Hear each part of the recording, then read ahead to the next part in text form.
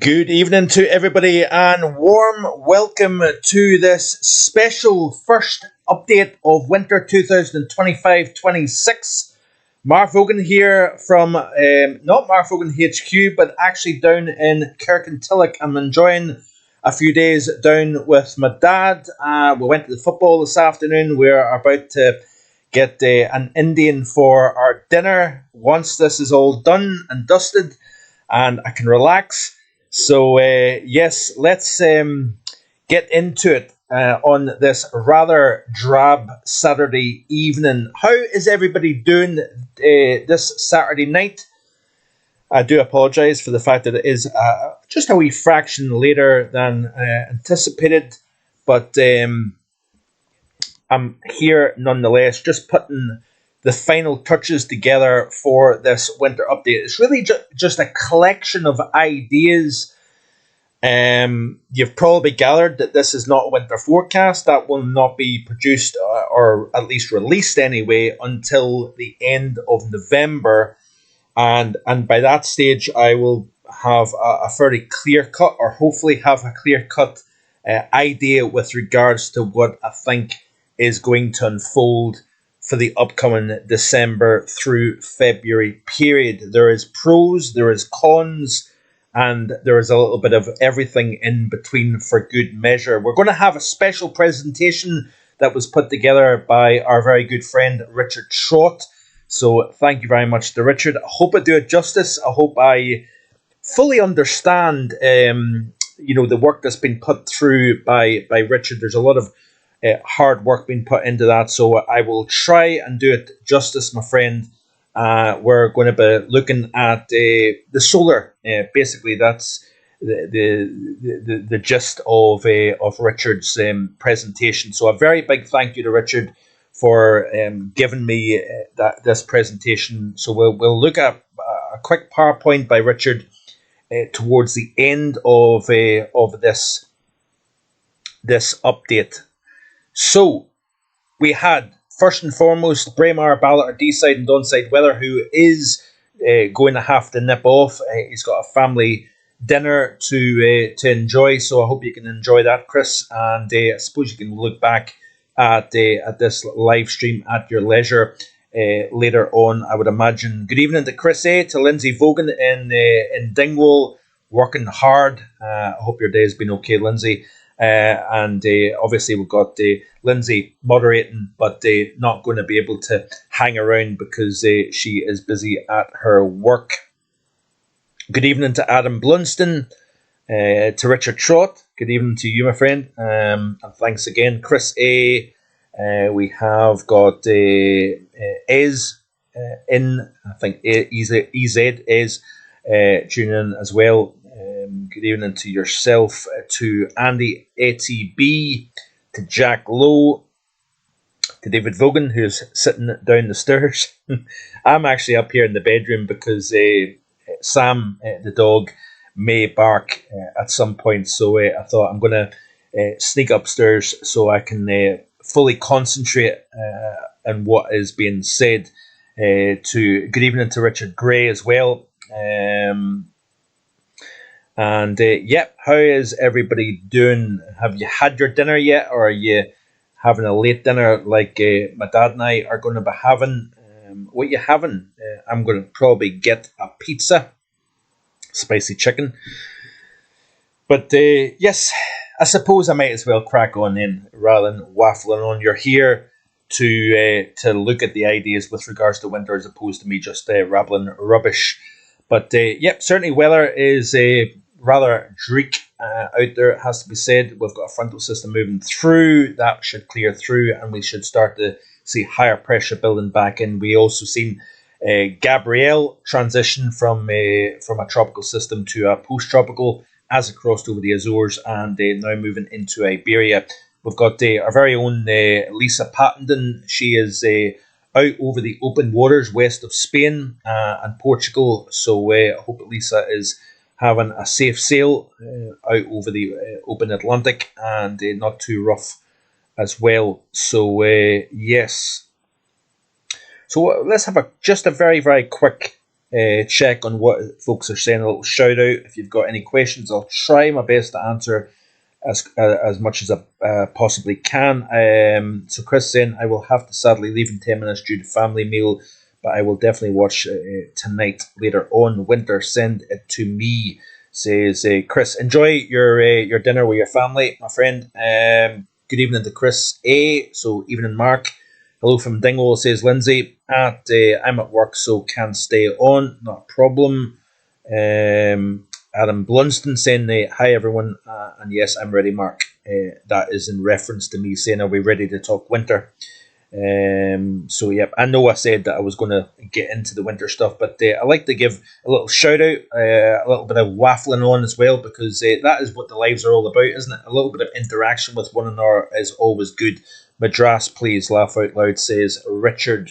Even in Braemar, Ballard, D-side, Donside weather. Wonderful evening. Man City wins and winter update. Hopefully a wintry one here in Sweden. Last winter was horrid, says Ez or EZ.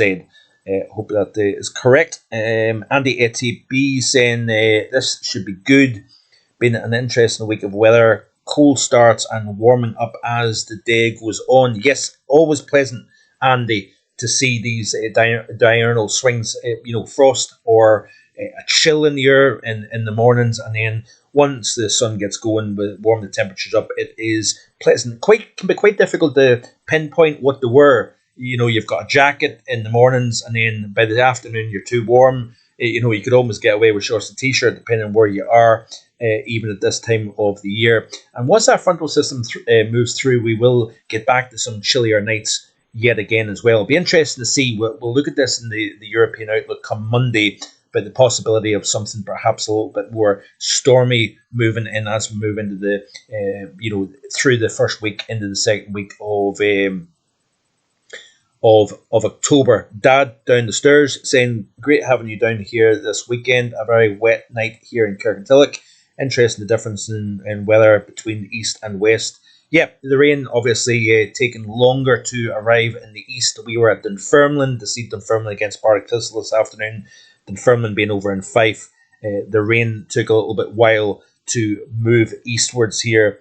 Yes, wet oh dear, that's the low pressure system that was near Iceland moving in. Yuck, says Richard. Jack Lowe said, just watched England ladies win the Rugby World Cup. Excellent performance. Fantastic. Congratulations to the women's team in the rugby. Always good to see the British win things. EZ saying an 09-10 winter would be something. That would be is for sure. Chris Mark, do you think the charges cold are higher due to solar activity? The chances of cold are higher due to solar activity. I think you're meaning Chris. I think hopefully. That is a. Yeah, that is a good question. Richard saying a nice thumbnail. Yep, that was a photograph taken not that far to the south of Altnahara back. I'm sure this was a couple of winters ago.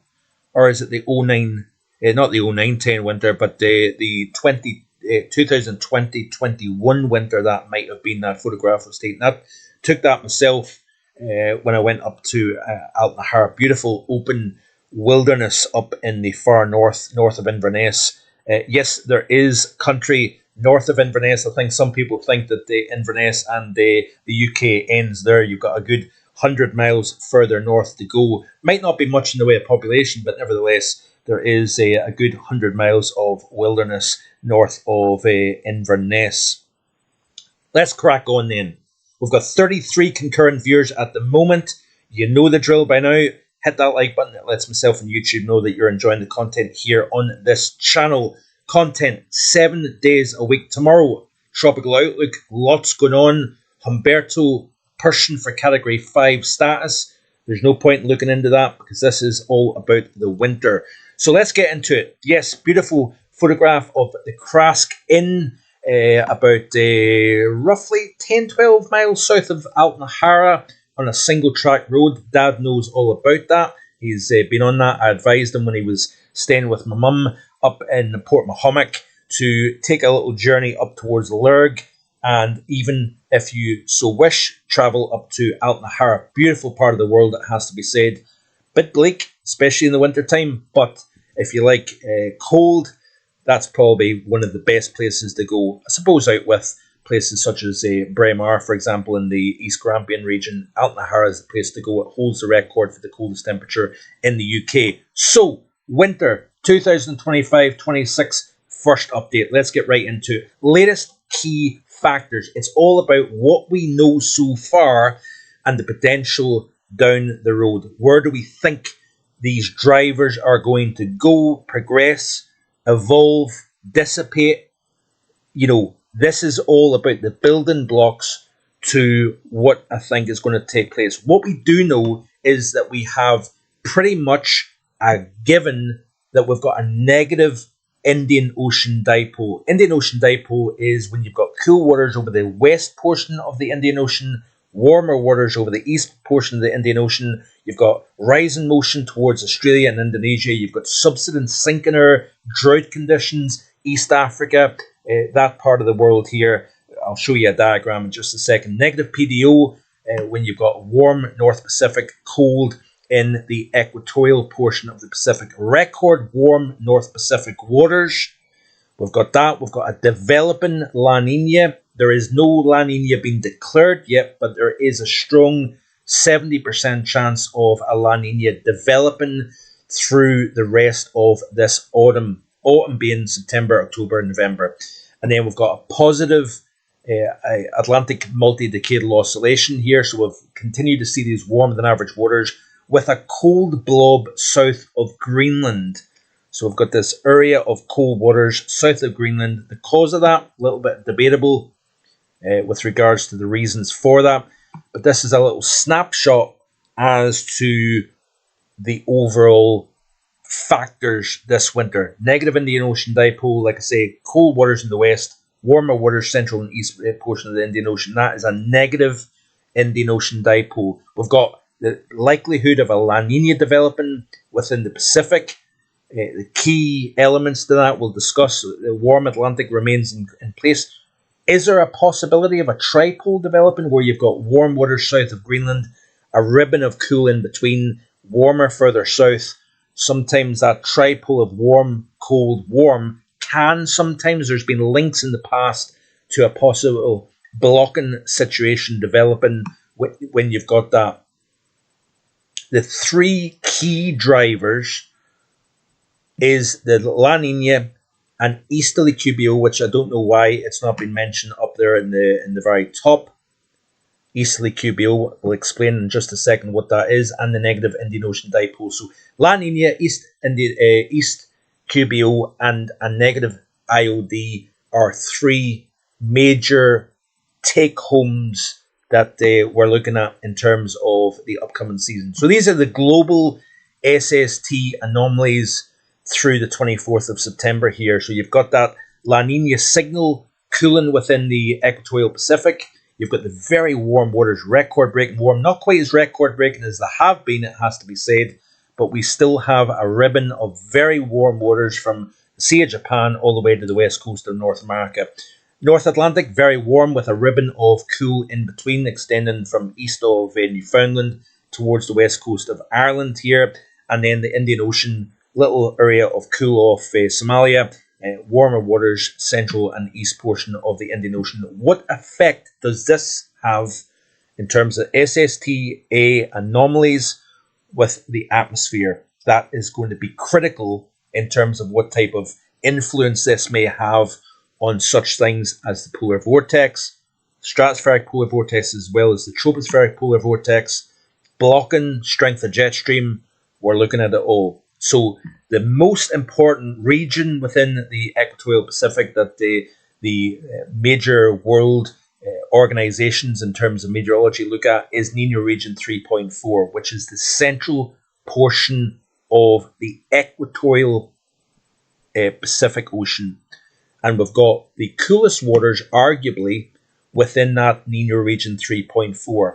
Not so much towards South America, it's actually more towards the international date line which could be important in terms of the type of upper level pattern we'll see over the mid to high latitudes.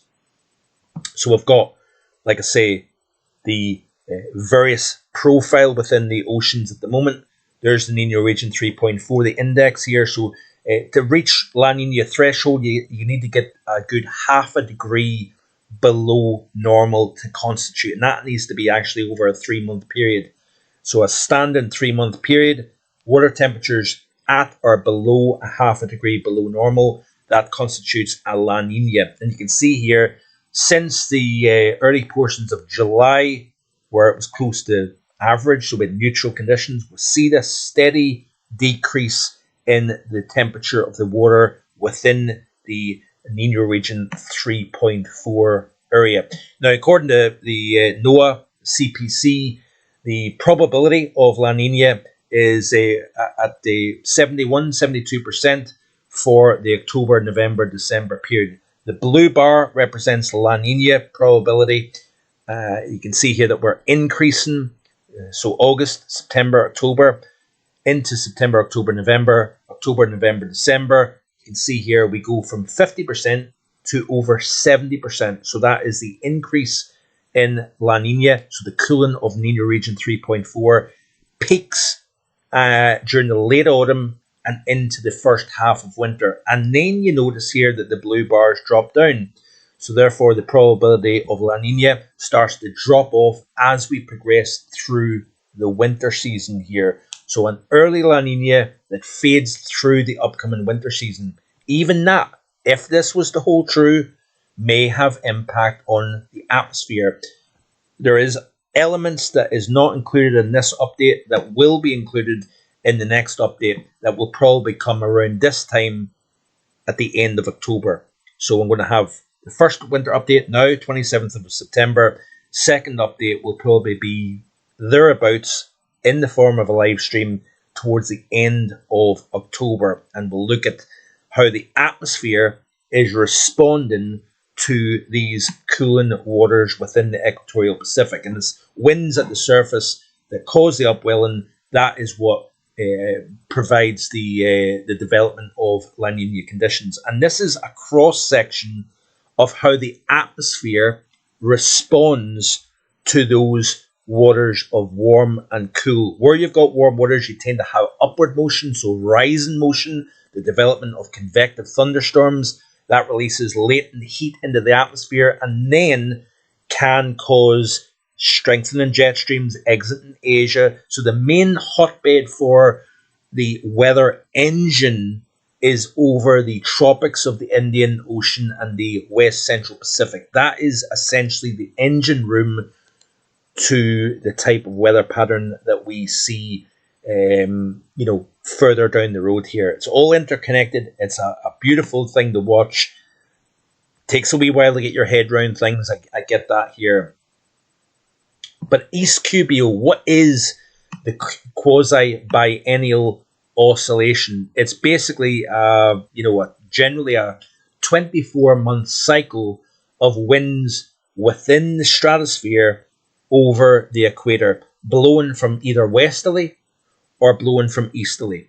And you can see here this graphic very nicely shows the winds at the equator up at stratospheric level blowing in a westerly direction versus an easterly direction. The westerly direction of winds blowing within the stratosphere tend to lead to stronger jet stream within the polar vortex. Let's talk about the winds within the stratosphere and the polar vortex. Basically, you've got a stronger polar vortex, often, not always, with a strong westerly QBO. Stronger polar vortex means stronger jet stream winds, usually in between. When you have an easterly, so winds are reversed up in the stratosphere over the pole to an easterly, that then can have a weaker polar vortex and therefore a weaker jet stream in between the pole and the equator. And when you've got a weaker jet stream, you have more buckling, you've got more chance of warmer air moving into higher latitudes. You've also got colder air that can drain south into lower latitudes when you've got an easterly QBO. So we know that we've got La Nina highly likely to develop over the next few months. We've got an easterly QBO, a strong easterly QBO at that. What does that mean for the atmosphere down the road? So there is a bunch. This has actually now been released, by the way, on marfoganweather.com, this article, so you can check it out at your leisure. I'm not going to read through all the details because that's too long-winded. There's too many dates. It becomes a bit confusing. So I'm going to try and kind of summarize, and then we'll join up the dots. What does the East QBO, the developing La Nina, the Indian Ocean dipole being negative, what does all that mean when you join it all together? I'm going to try and give you a bit of an overview here. So this is what the cross-section with a negative phase of the Indian Ocean dipole means. And there is a strong relationship between La Nina and a negative Indian Ocean dipole. You've got basically winds at the surface going from west to east. Where you've got the warm waters over the maritime continent, the air is then forced to rise, because what you've got is with a La Nina, you've got winds coming from east to west over the Pacific.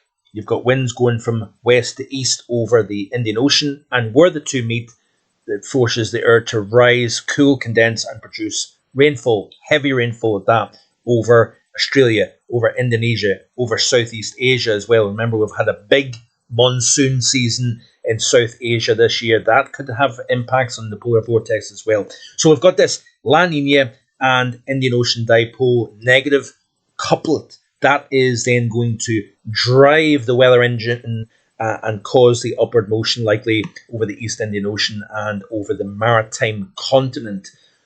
What does a La Nina and a negative IOD suggest?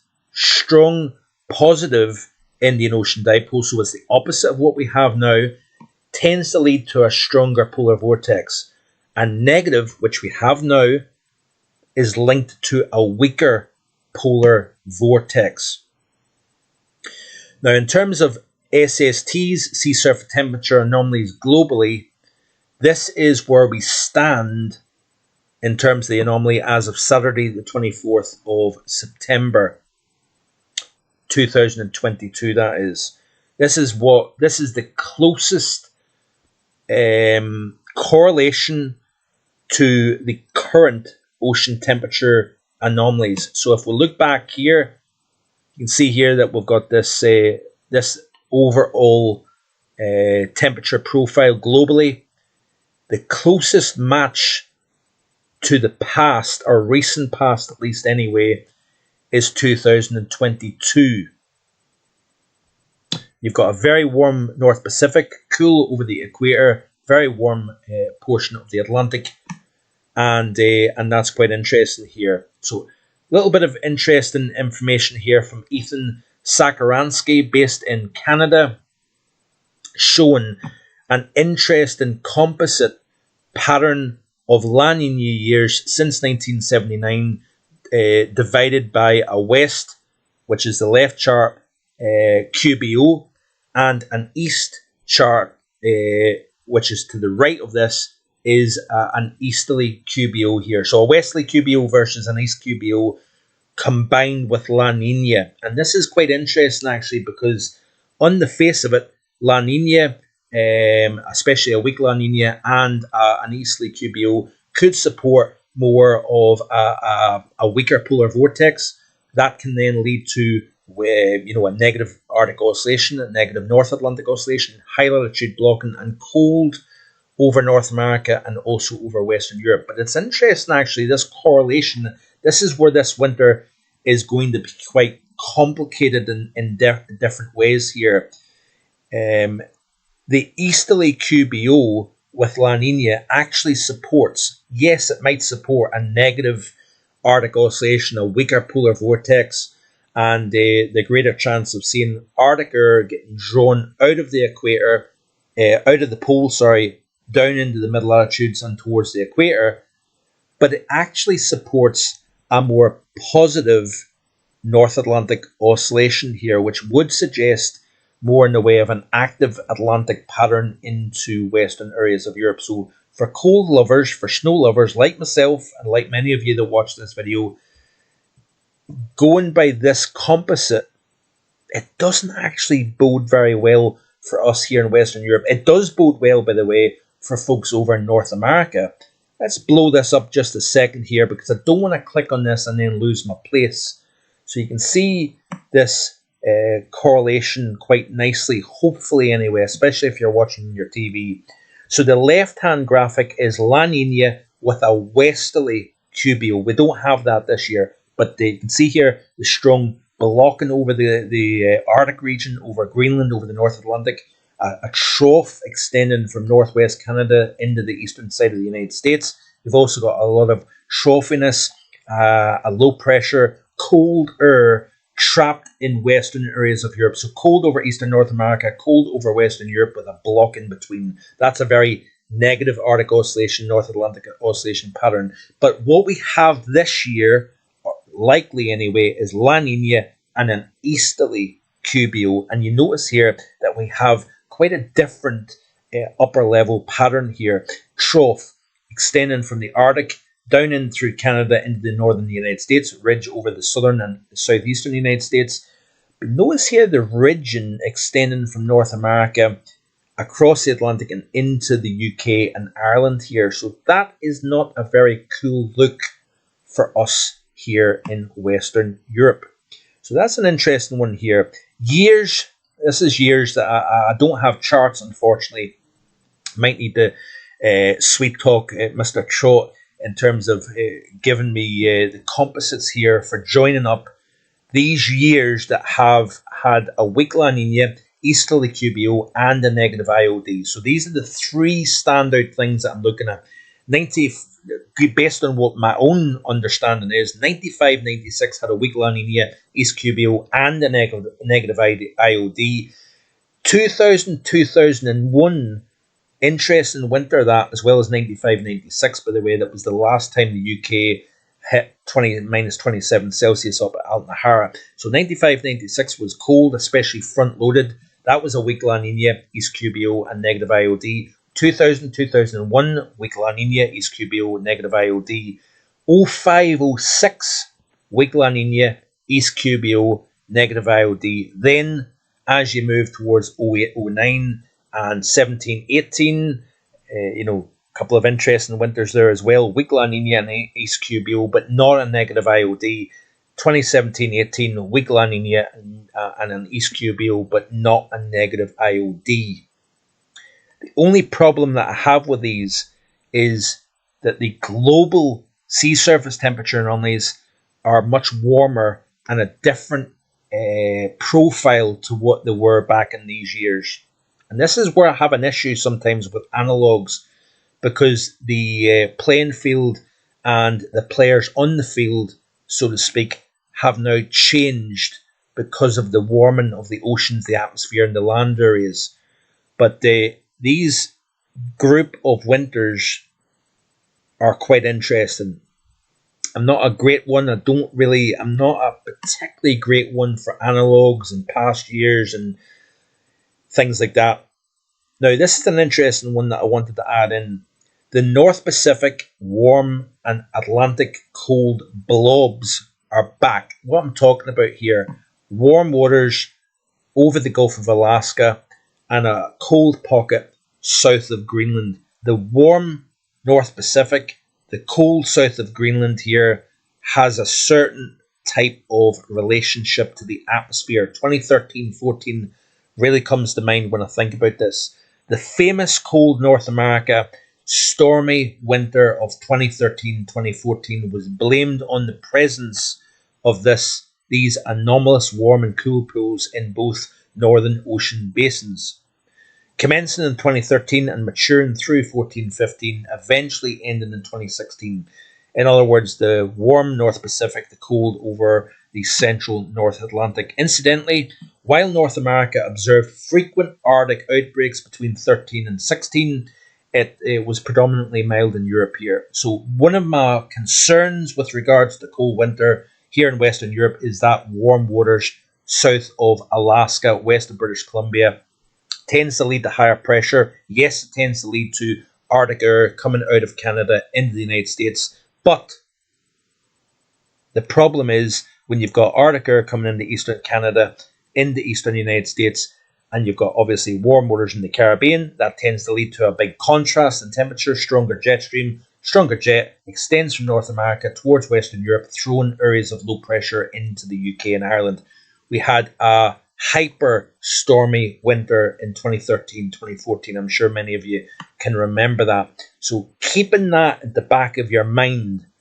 So these were the sea surface temperature profiles of 13, 14, and 15. 2013, 2014, 2015. This was 2013. You can see here quite a similarity. No, this is actually 2025, I think. Yeah. This was 2013. Nothing really resembling what we've got now. The reasons why is we have cold waters south of Greenland. Now, or south of Alaska, sorry. But these waters did start to warm up rapidly during the autumn season here. We had, we don't have the cold waters surrounding Iceland towards the UK. Warm, so we had cold, warm, cold, essentially, over the eastern side of the North Atlantic at this time back in 2013, which is quite interesting here. We did have a weak La Nina signal, which is interesting, but we've got a cooler Indian Ocean. So this is currently in the global oceans. This is 2013. So this is when we first started the warming of the waters over the North Pacific, which then led to higher than average pressure over the North Pacific, leading to cold outbreaks frequently into North America. This is 2014, and in all honesty, this looks quite similar. Take away the cool waters over the Indian Ocean, we have not so much of a La Nina signal, really, if I'm being honest. We've got quite a warm portion of the Pacific. So this is obviously the year after that warming trend took place over the North Pacific. So it's in a more mature phase, this water of warmth over the north portion of the Pacific. But look at the Atlantic. We've got this cold blob over the central North Atlantic with warmth surrounding it. That's similar-ish to 2025, so current day. And then this is 2015. Much colder North Atlantic. So we've got the warm over the North Pacific, the cold over the North Pacific, the North Atlantic, and we've also got an El Nino with cool waters in the west portion of the Pacific, warm waters in the east portion of the Pacific here. This was 2016, and you could argue this is the closest analogue or closest to that series between 2013 and 2016 to what we have now.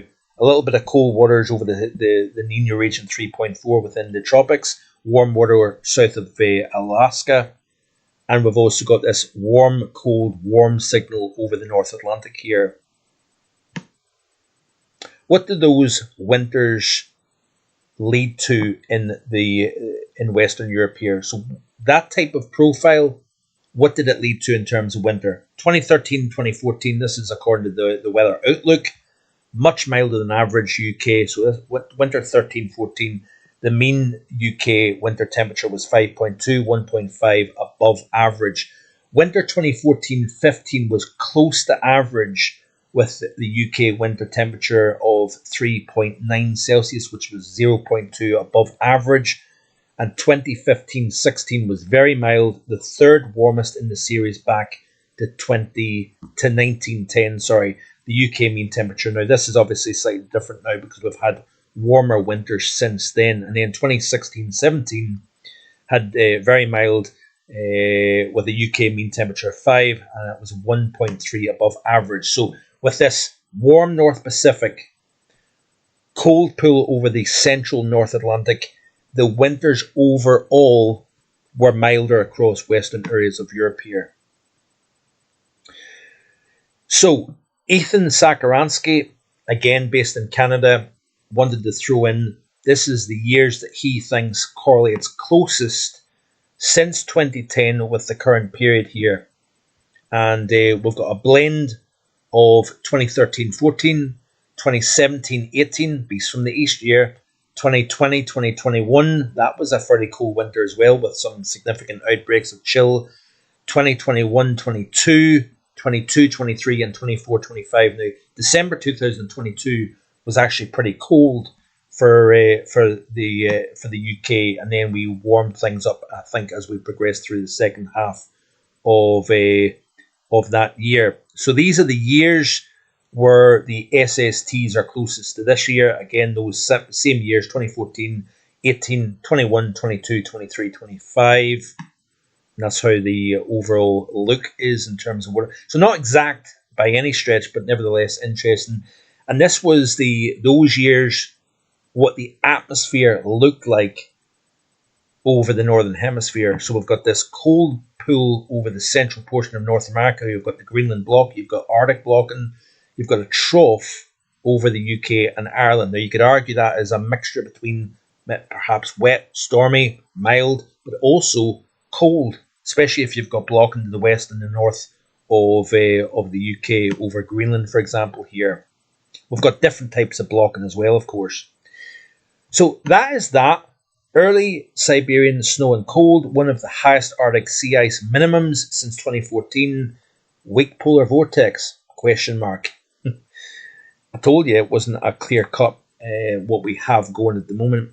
So this is a tweet here by Chris Martz, based in the United States. Sea ice extent, SIE, has likely reached its annual minimum and is beginning to expand. So this time of the year, September, tends to see the Arctic sea ice melt peak, and now we start to see, as the cold starts to regenerate, the darkness is well established now over the Arctic region here. We're going to start to build the cold. We're going to start to re-expand the Arctic sea ice over the pole.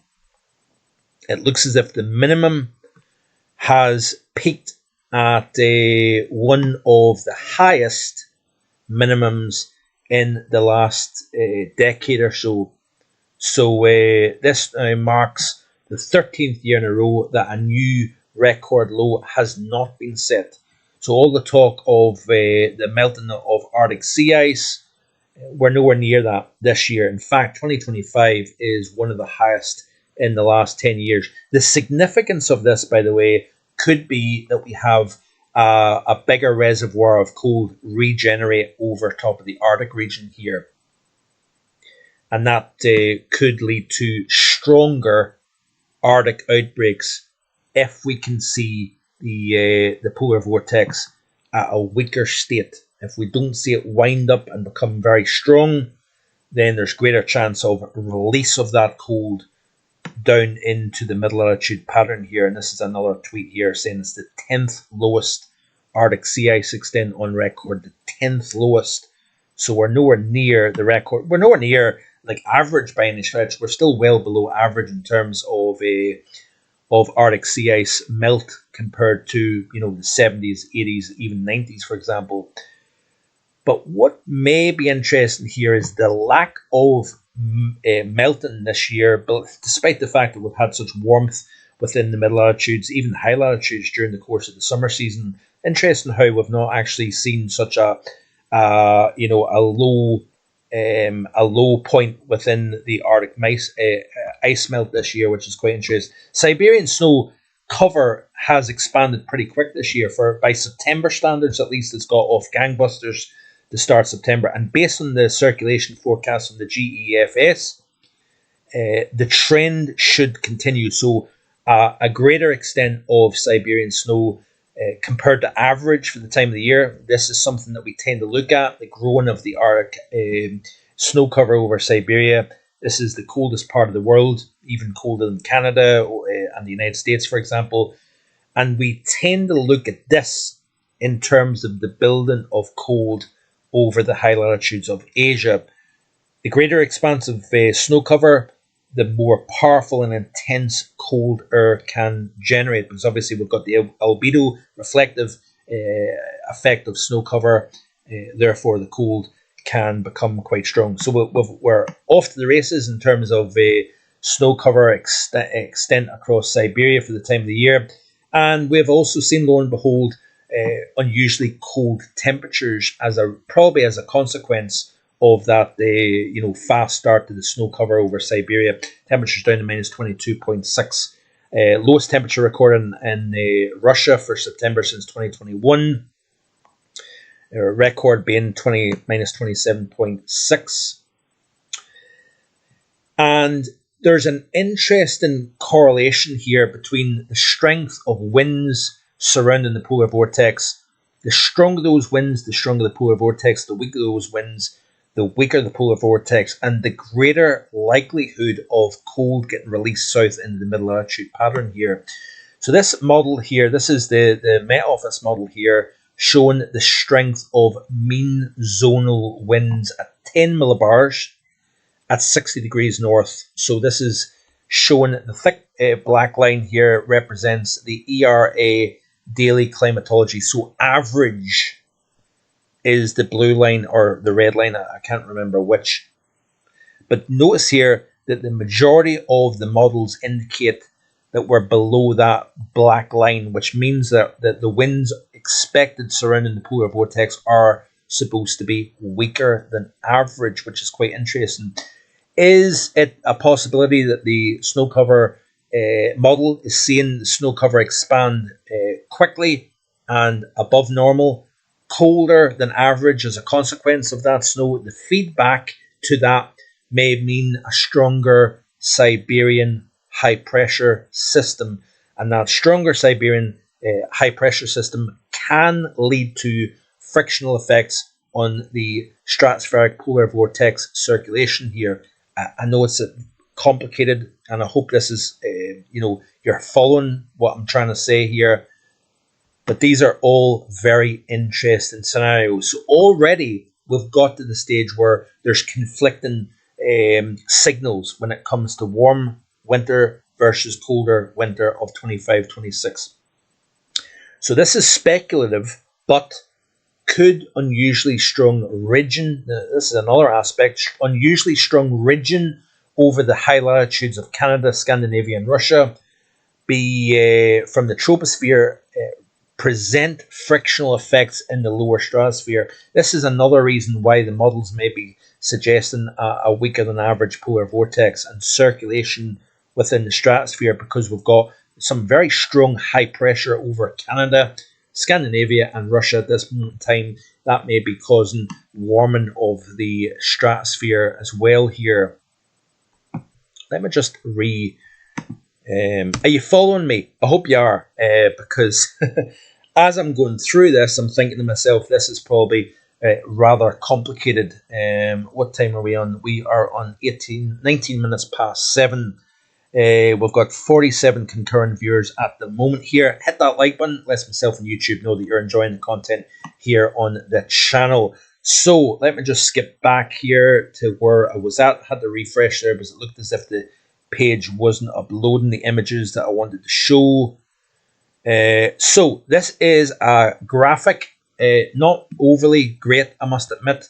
I did this actually on my phone, but this is a couple of ideas that I've got in my head here. The importance of the La Nina and the cool waters within the equatorial Pacific, where they're positioned, what latitude or longitude, should I say, up and down, longitude, latitude, vertical, horizontal, where that cold water is positioned within the Pacific is very important, in my opinion, in terms of the Madden-Julian Oscillation. We've not even mentioned the Madden-Julian Oscillation yet. The water temperatures at the moment look as if they're going towards the central portion of the equatorial Pacific, which may suggest that the Madden-Julian Oscillation sticks to the Indian Ocean and over the maritime continent. If we have all the upward motion, the vertical motion within the atmosphere associated with the Madden-Julian Oscillation over Indian Ocean and the maritime continent, due to the fact that we've got cooling over and near the date line, that forces all the upward motion towards the west. Unfortunately, this would perhaps, with the warm waters in the North Pacific, lead to a jet stream that is strong coming off Asia, The blocking high pressure over that warm water over the North Pacific then forces the jet stream further north up into the Arctic region and allows cold air if we have, for example, a weak polar vortex. So the combination of high pressure over the North Pacific, the MJO over the Nino phase 1-2, which could equate to stormy conditions over Western Europe, or phase 3-4, which equates to ridging over Europe, milder conditions on average. There is an interesting signal here for strong jet exit in Asia, forced up into the Arctic of North America, Arctic outbreaks into Eastern North America. Here's your 13-14 idea coming into play. The jet then is stronger exit North America, and with perhaps the cold waters over the central North Atlantic, that forces lower pressure to then become focused. Strong jet, zonal in nature, crossing over the Atlantic and driving areas of low pressure into the UK and Ireland, perhaps even slightly further south, because that weak polar vortex may force, with a negative Arctic oscillation blocking high pressure over the Arctic, forces the jet further south than average. So this general little diagram that I've created factors in an east QBO induced weaker polar vortex, which means a negative Arctic oscillation and a south displaced jet stream, but the MJO being focused over the Indian Ocean or maritime continent would focus a neutral to positive North Atlantic oscillation. So you've got confliction here. You might have a negative Arctic oscillation, great, cold released into the south. MJO being over the Indian Ocean and maritime continent could lead to stronger Atlantic jet and no blocking or less blocking over the North Atlantic, which doesn't really bode particularly well for us here in Western Europe. So the position, like I say, of the cold pool is important as to where the upward motion associated with the MJO is positioned. So if the La Nina, and this could be interesting, right? If, remember I showed you in the diagram at the beginning, if the La Nina was to weaken by warming over the over the central portion of the Pacific, that may allow the MJO and the rising motion to perhaps move into the central portion of the Pacific. That would be very conducive for blocking within the North Atlantic. So what we want to see, I think, for cold weather lovers is a weakening of the La Nina and water temperatures in the central equatorial Pacific to warm up. And by doing so, that may force the MJO to move eastwards. And that may happen, for example, as we move into January and February, when NOAA, the Bureau of Meteorology, for example, sees the La Nina begin to weaken. A central based La Nina doesn't bode well for cold in western areas of Europe. So there is some studies that support a La Nina versus a West QBO can lead to a colder, blocky setup for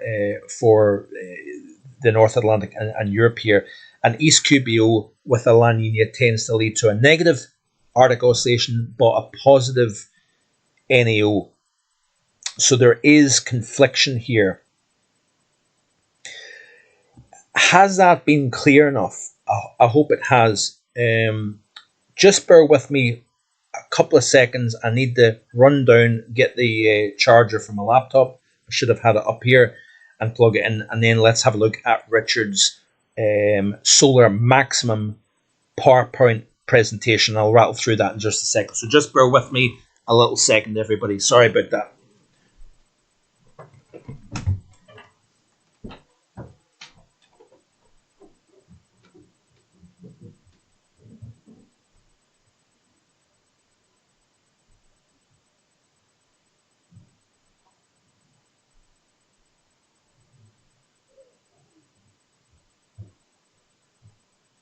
I'll try and be every 10 minutes.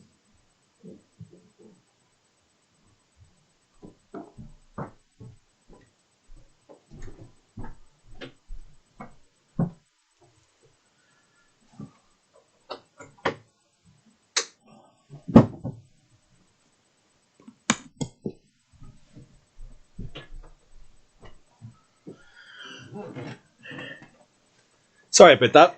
So, I suppose up until this point, if that's made any sense whatsoever, because I know it has been a little bit heavy, a little bit hard perhaps to understand, hope I've explained it the best way I can.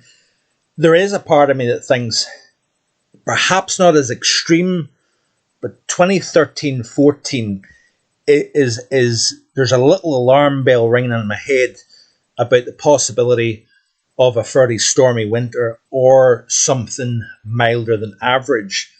That being said, however, with a weaker polar vortex, I remember with a sudden, you've got an increased chance with the drivers that we've got in place and likely to continue through the winter season. There is a possibility of an increased chance of sudden stratospheric warming this year, but there is an element that suggests to me that any kind of stratospheric warming that takes place may favour North America as opposed to Europe this year. So like I said, this isn't me saying that we're going to have a warmer than average winter, perhaps stormy or mild or both. It's basically the ideas that I've got at this minute in time is leaning more towards that scenario as opposed to, for example, an 09-10 winter. So let's get to I apologise. I've been slow to get to this point here. Richard, I hope I do this justice, my friend, and it's Richard Trott's out of the box seasonal special 2025 winter look ahead, early thoughts after the solar maximum cycles of 15 through 24. So obviously last winter we've seen solar maximum 25. So obviously we're essentially a year or so on. Look at winters following solar maximums from 1918 onwards. So let's get into it then. And I can try and move on to the next slide. I hope this isn't where things start to go wrong here for me.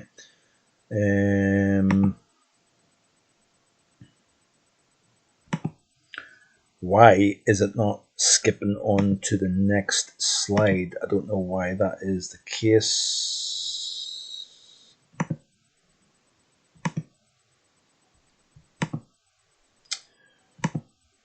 Let's see here. Okay. Is this going to work? Yes. Whew. Right. Let's try and rattle through this without scooting through it, but I'm conscious of the time. What it's all about this time. So obviously, like I say, solar maximum year after winters. I decided to start the season off by looking at previous solar maximum winters past, as that's where we currently sit with solar cycle 25. The criteria is if the maximum is within 3 to 4 months of the winter, then the following winter is used, as it is too close to have any effect, in my opinion. Example 1, solar cycle 15, the maximum was late August 1917. Therefore, we look at winter 18-19, 1918 and 19 here. Example 2, solar cycle 16, the maximum was April 1928, so the winter of 1928-29 is used. I hope that makes sense. So, and hopefully you can make sense of that. I'm sure you will, because Richard has explained it pretty well. Years of the cycles and maximums. So, cycle 15, maximum August 1979. Cycle 16, maximum April 1928. Cycle 17, maximum April 1937. Cycle 18, max May 1947. Cycle 19 was maximum was March 1958. Cycle 20, maximum was November 1968. Cycle 21, max December 1979. Cycle 22, maximum November 1989. Cycle 23, maximum November 2001. And cycle 24, maximum April 2014. Cycle 25 max was October of 2024, so last year. We now have our maximums to work with and criteria analog time, all weather notes, thanks to Sir Trevor Harley. Thank you, in brackets. As you can see, first winter, 1918 to 1919. So, a little bit hard to see. I do apologise for that. January, a naval ship sank by a gale off the Scottish coast on the 1st and claimed 20 lives. Wet in the south, cold early and late in the month, with substantial snow cover in the home counties. On the 28th. Dull and stormy February of that year, winter, and easterly month, particularly in the first half. Cold overall, minus 17.2 was recorded in Woburn on the 9th. Cold and dry everywhere in the first half, but dull, wet and milder in England. In the second half, overall, it was dry and sunny in Northern Ireland and wet in the east and southeast. So there is the upper level chart. I do apologise, it is quite hard to see this. Sorry about that, Richard. This is the first time I've done this kind of thing as well, so it will be a little bit up and down, I'm afraid. But this is the first solar cycle here, second winter, 1918, 1928, and 29.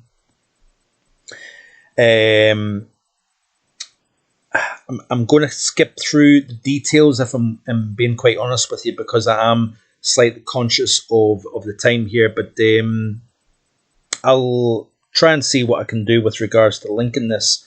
But you can see here that that winter following the solar maximum, so winter 1928-29, had a lot of high latitude blocking in place. You can see here, especially up over the Norwegian Sea, for example, here, a deep trough, particularly focused over much of Europe, but also primarily over the Balkan region here. So that has a pretty cold easterly look to it. The third winter, following the solar maximum, 1937-38. Again, the details here, you can see that it is still got blocking over the North Atlantic, north of the UK, and the trough over much of Europe here in that particular winter. The following maximum and the winter, fourth winter, 1947-48. You can see here much more Atlantic-driven situation here, with a blocking to the north up over Iceland and Norwegian Sea, for example, between Scandinavia and Greenland here. But you can see that connection with the Atlantic here, suggesting that we have got a mixture of cold, but there was a severe cold spell around the 21st.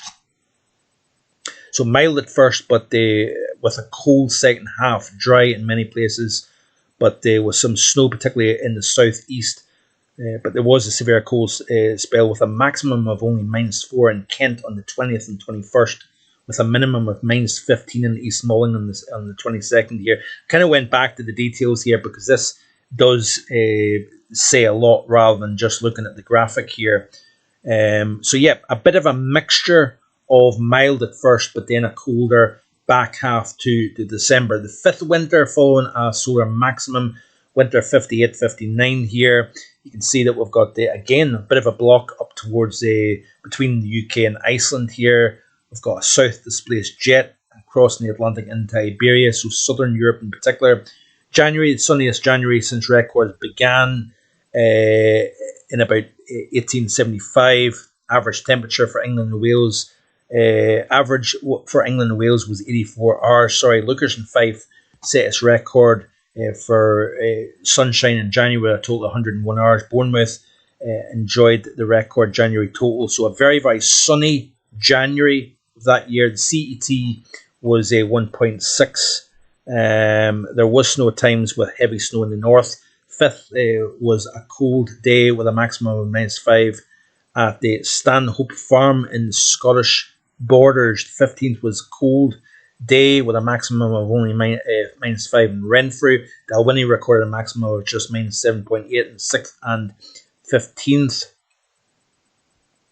February, very dry, second driest February on record with only 9 millimeters of rainfall in England and Wales. It must have been overall cold with frequent fog. There was severe frost in the north at first, and temperatures 18.9 was recorded in Greenwich on the 28th. Pressure at 1,047 millibars over the southern England on the 16th. Sunny in the west but dull in the east. So again, a mixture of spells of severe cold but also some quite mild conditions. The sixth winter following a solar maximum was 69.70. Again, there's quite a lot of detail in this here. Glasgow Airport recorded temperatures in the 6th and 7th of January, I believe it was, of minus 17, coldest night since 1940, which was quite interesting. Again, milder across parts of the south of the country in the 9th, I think. Quite cool overall, northwesterly unsettled month. Also very sunny in places here. So again, winter of 69-70 was mixed. Look at the amount of block in North Atlantic and over the Arctic. Deep negative, deep trough over Europe, also over Eastern North America as well. So that was a classic negative AO, NAO winter on the whole.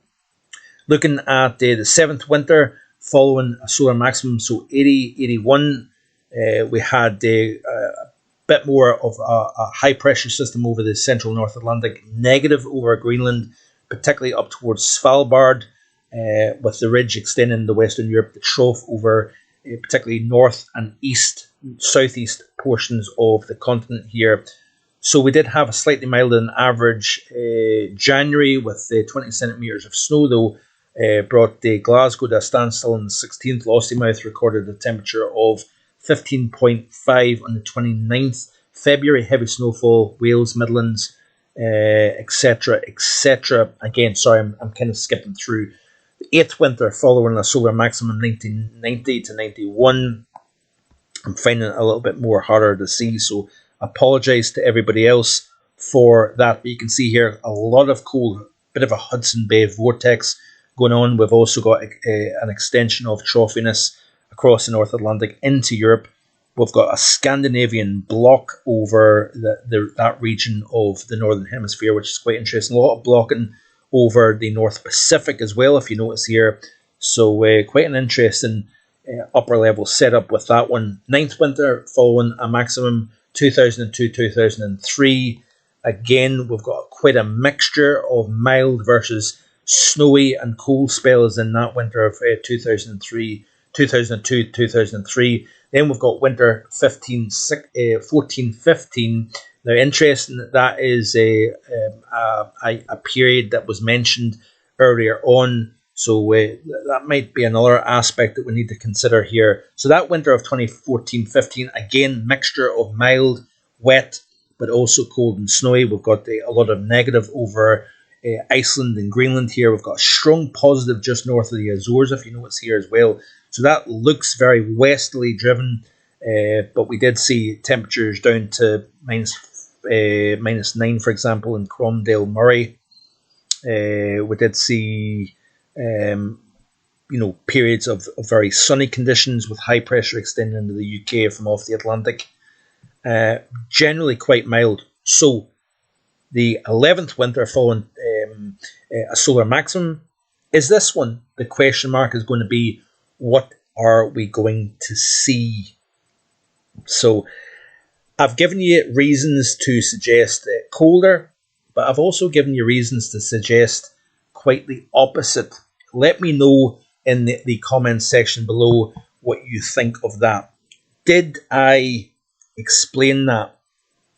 Okay, I hope I did. Richard's put in a lot of many hours of hard work on that here. Sorry, Richard, if it was quite difficult to see, but I certainly did my best for that. So, what do you think then? Who knows what winter is going to do in 25-26? I've been talking just over the hour mark, so I'm going to round things up there. I will, like I say, have the second winter update probably towards the end of October. Then there won't be a third winter update, but it will be the winter forecast towards the end of November here. So I've got 48 concurrent viewers at the moment. Be sure before you leave today's live stream to hit that like button and also hit the subscribe button. It doesn't cost you a single penny. So what are you waiting for? If you haven't already done so, I would greatly appreciate it. We're going to be talking obviously about the hurricane season. Things are starting to ramp up big time when it comes to the tropics, and also what influence does that have in October. The October Outlook, by the way, will be released at the beginning of the new working week as well. So lots of reason to get excited about the content that is being produced here on the channel. All very interesting, says Carol. Richard says, this far out still looks mixed, to be honest. I think, Richard, it could be a mixture of everything this year, because it feels a wee bit like that has been the case. Even in recent winters, we've had spells of pretty decent snow. Yes, not so much for the south of the UK. We've had some pretty decent cold spells as well here. You know, even in recent times, we've seen the coldest temperature since 1995, for example, minus 23 in Braemar. That was the coldest since 95 back in 2021. That was actually when Lindsay and I went up to Kinbrace and experienced minus 21 Celsius with ice on the inside of the windscreen as we drove north. Good evening to Frog's Legs Matthew, and soon cheerio, because I'm going to round things up. But a massive thank you to Richard Trott. Very appreciate the presentation and all the work that you put into that, Richard. Thank you very much for that. Frog's Legs Matthew. To Carol, thank you for tuning in. To Chris A. To who else? Adam Blunston. Also to Lindsay for tuning in earlier. To David Vogan. Also, Jamie's World. Thank you very much for tuning in as well, my friend. Hope you enjoy your evening. Let me just see here. Jack Lowe is. Should be exciting winter coming up, I must admit, here to Braemar, Ballard and Deeside Weather. I hope you enjoy your evening meal with your family, Chris. And I think that is it. Richard Gray as well from a drizzly Dartmoor. Hope you've enjoyed it. Hope it's not been too heavy. Hope it's been understandable. And we will be back tomorrow with the tropical outlook. And then, as always, Monday again, European outlook. Lots going on. Are we going to see a cold spell in October? Is it going to be a stormy October? We'll look at that in a lot more detail. Have a great rest of your Saturday, and I'll see you, all being well, next time with more. Bye-bye.